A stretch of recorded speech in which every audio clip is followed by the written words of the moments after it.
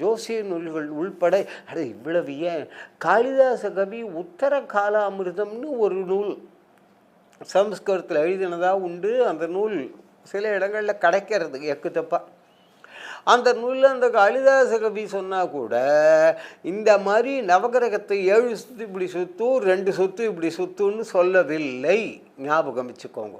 அப்படி அந்த 7 சுற்று இல்லை, அந்த 9 சுற்றியும் முழுமையாக அப்படி வலம் வந்து முடிக்கணும். தெரிகிறதா? 48 நாள் வேண்டுதல்.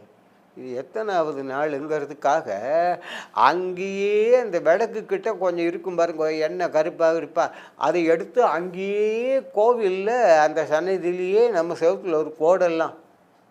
எவ்வளவு பெரிய பாவம்! இதை செய்யக்கூடாது. ஆகவே அந்த நவகிரக வழிபாட்டை 9 சுற்றுகளையும் முறையாக முடித்துவிட்டு அப்புறமா தான் திரும்பணும்.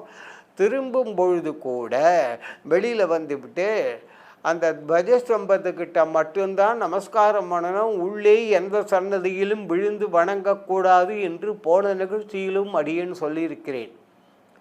அந்த இது முடிஞ்சு இப்போ வெளியில் வரப்போகிறோம். அங்கே ஒரு 5 நிமிஷம் 10 நிமிஷமாவது நாம் உட்காந்துட்டு வரணும். ஏனென்றால் இந்த பிரகலாதன் இந்த மாதிரி சிலவர்கள்லாம் இருக்கா. அவர்கள் அவ்வளவு பேர்களும் இந்த குழந்தை வந்து தரிசனம் பண்ணியிருக்கான். இந்த பக்தன் கூட நான் போகிறேன்.